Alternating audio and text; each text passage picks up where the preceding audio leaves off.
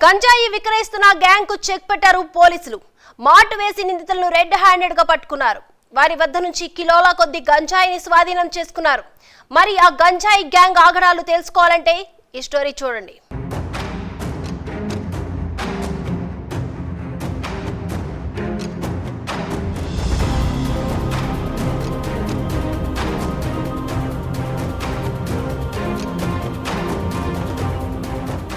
గంజాయి విక్రయాలు చేస్తున్న గ్యాంగ్ సభ్యులను ఎక్సైజ్ పోలీసులు అరెస్ట్ చేశారు.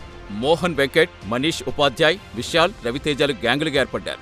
ఈజీ మనీ కోసం గంజాయి అమ్మటం ప్రారంభించారు. ఒడిశా రాష్ట్రం సుంకి గ్రామానికి చెందిన జైన్ మామ వద్ద నుంచి గంజాయి తక్కువ ధర కొనుగోలు చేసి హైదరాబాద్కు తరలిస్తున్నారు.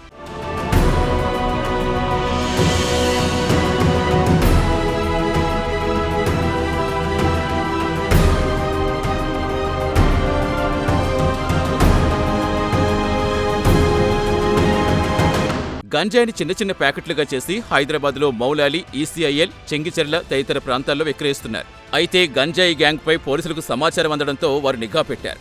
మేడ్చల్ జిల్లా గట్కేసర్ వద్ద దాడి చేసి నిందితులను రెడ్ హ్యాండెడ్గా పట్టుకున్నారు ఎక్సైజ్ పోలీసులు.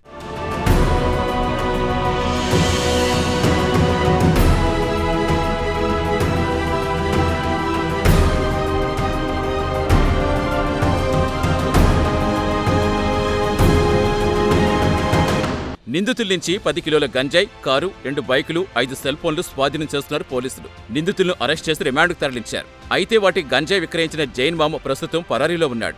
జైన్ మామను పట్టుకునేందుకు పోలీసులు గాలిస్తున్నారు.